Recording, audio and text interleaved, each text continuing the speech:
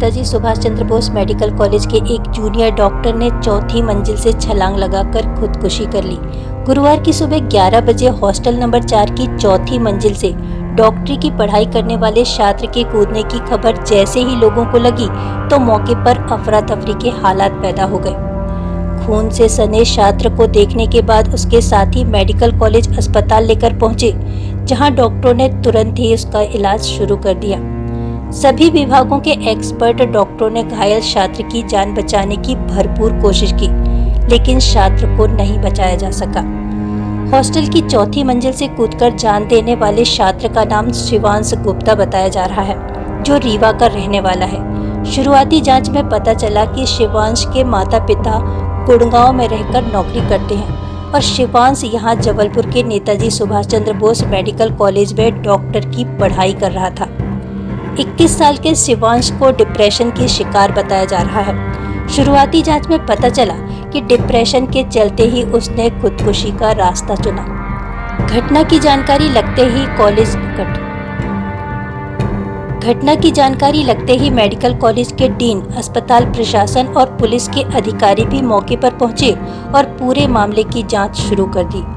जबलपुर के Netaji Subhash Chandra Bose medical college के dean doctor Navneet Saxena ने इस घटना के कारणों की जांच के लिए कमेटी बनाने का भरोसा दिलाया है।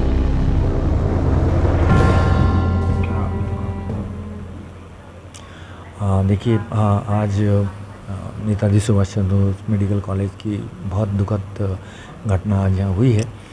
करीब 12 बजे मुझे एक फ़ोन आया कि इस तरह की घटना हुई है और कैजुअल्टी लेके आ रहे हैं छात्र को।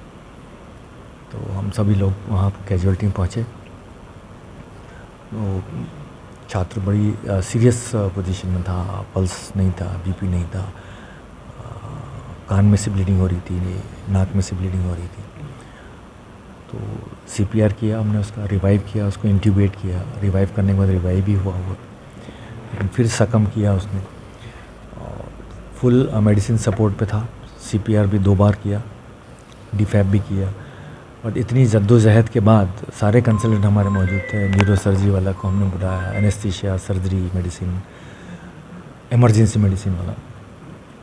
बट हम उसको दुर्भाग्य से उसको बड़ा दुख है, हम उसको बचा नहीं पाया, उस बच्चे को बेचारे को। क्या जानकारी? और जहाँ तक प्राइमा फेसी में मेरी बच्चों से जो छात्र, उसके जो रूममेट्स, उनसे जो बात हुई है, कल रात को वो अपने किसी 3 दोस्तों के साथ अपने उनके यहाँ प्राइवेट में रहते हैं, वो उनके साथ गया था। और उसने जो छात्रों से मुझे जानकारी लगी कि उन्होंने कहा कि मुझे ये आया और मेरा हॉस्टल मन नहीं लग रहा है, क्या मैं आपके घर आ जाऊँ, मतलब रुक लूँ? तो बोले आ जाओ। तो ये लोग, इनका ग्रुप था, तो वो बच्चे लोग वहाँ आए और वो सब लोगों ने, छात्रों ने आराम से वहाँ बैठे, खाना खा के आए थे वो, सब बैठ के आराम से जैसे एक नॉर्मल ग्रुप में छात्र रहते हैं वो बैठे। और सुबह सुबह सब अपने अपने क्लास में चले गए और ये भी चले गए, हॉस्टल चले गए। लेकिन अनफॉर्चुनेटली ये छात्र था, ये क्लास में नहीं गया था। और इसने कुछ ऐसा मैसेज दिया था कि भाई आप लोग मेरे बड़े अच्छे दोस्त हैं और जो मैं कर रहा हूँ आप लोग ना करें, इस तरीके से। करीब 11:15 का वो 11:15 का कुछ मैसेज है वो। जैसे ही मैसेज मिला तो कुछ जो छात्र जो वहाँ जो चश्मदीद थे, तो तीसरी मंजिल पर दौड़ के जब ऊपर गए तो ये छात्र जंप करने के लिए बिल्कुल था। तो इसने पीछे से आवाज़ भी लगाई कि भाई शिवांश ऐसा मत करो वैसा, लेकिन उसने सुना नहीं और वो ही जंप। और इस तरीके से फिर वो बाकी जो क्यों ऐसा पिछले शायद 7-8 दिन से था, परेशान था, क्यों था, ये इसकी जानकारी तो अब वो तो जांच का विषय है, देखते हैं क्या कर सकते हैं। जी, छात्र जो है उसने भी और हाँ, दोस्तों को भी, हाँ, मुझे कुछ ऐसी अभी इन्फॉर्मेशन मिली है कि कुछ उसने एक मैसेज भी डाला है और माता पिता को भी किया, लेकिन एग्जैक्टली क्या है वो, उसका लैंग्वेज जो है, मुझे सिर्फ बात हुई है, मैंने देखा नहीं है, वो बात हुई है मुझे। तो अब देखते हैं उसमें क्या विषय में आता है, क्यों डिप्रेशन था। तो जहाँ तक हम एनएमसी के नियम के हिसाब से पिछले 3-4 साल से एक जो मेंटरशिप सारे कॉलेज में शुरू करी, हमारे यहाँ भी एक मेंटरशिप हमने शुरू करी है कि एक टीचर को हम 20 छात्र जो हैं वो दे देते हैं कि आप इन छात्रों को 1-to-1 पर्सनल टच में रहें। तो काफ़ी पर्सनल टच आजकल रहता है। हमारे ज़माने का टाइम गया जब टीचर्स को अप्रोच करना ही बहुत मुश्किल होता था। तो आजकल कंफर्ट लेवल बहुत बढ़ गया है बच्चों का, छात्रों का और शिक्षक का। काफ़ी कुछ पर्सनल डिस्कस भी करते हैं और वो अपने लेवल पे अगर उनसे सॉल्व नहीं होता तो वो डीन के लेवल पे भी आते हैं और मैं सॉल्व भी करता हूँ, ऐसा नहीं है।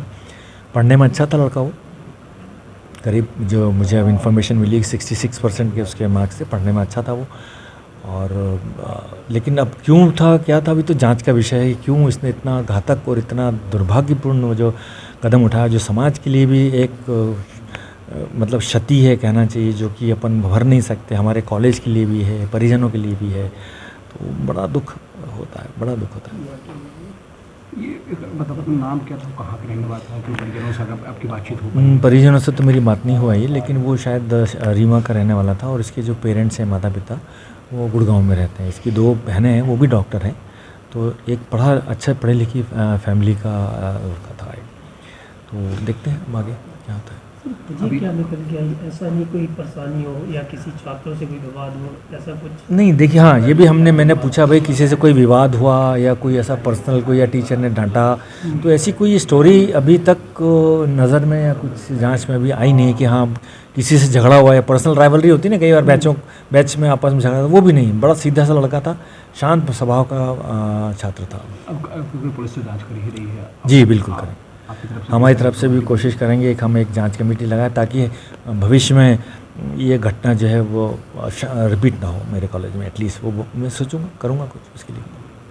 पीएम बॉडी सबको पीएम हो चुका है सर? नहीं अभी नहीं, अभी उनके पेरेंट्स शायद आज शाम तक या रात तक आ जाएंगे, उसके बाद फिर जो आगे कार्रवाई की जाएगी इसके आगे। Okay, thank you.